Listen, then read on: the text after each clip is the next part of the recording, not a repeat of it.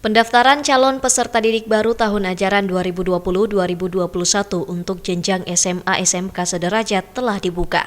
SMK-SMAK Makassar sebagai satu-satunya sekolah menengah kejuruan di bawah naungan Pusdiklat Kementerian Perindustrian membuka pendaftaran bagi calon siswa baru dengan 2 jalur, yakni jalur prestasi dan jalur umum.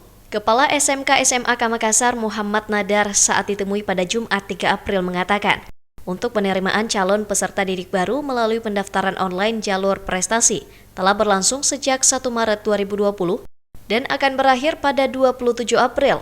Sementara untuk jalur umum dibuka pada 1 Maret hingga 5 Juni tahun 2020 dengan target sebanyak 216 orang peserta didik baru.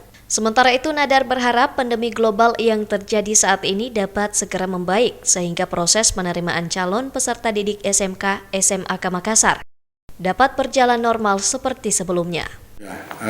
SMK SMAK Makassar, penerimaan peserta didik baru itu dimulai di awal Maret dengan sistem online. Dengan adanya COVID-19 ini, kami juga sudah mengantisipasinya, tapi memang kami sudah punya penerimaan peserta baru ini dari 3 tahun terakhir menggunakan sistem online. Jadi masyarakat yang ingin mendaftar ke SMAK langsung saja menghubungi web SMAK di Google, boleh langsung mendaftar tanpa dipungut biaya. Jadi langsung di webnya SMAK Makassar. Sebagai informasi, SMK-SMAK Makassar sejak didirikan pada tahun 1964 hingga sekarang telah meluluskan tenaga analisis kimia sebanyak 3.426 orang dan telah berkontribusi baik di instansi pemerintahan maupun perusahaan swasta.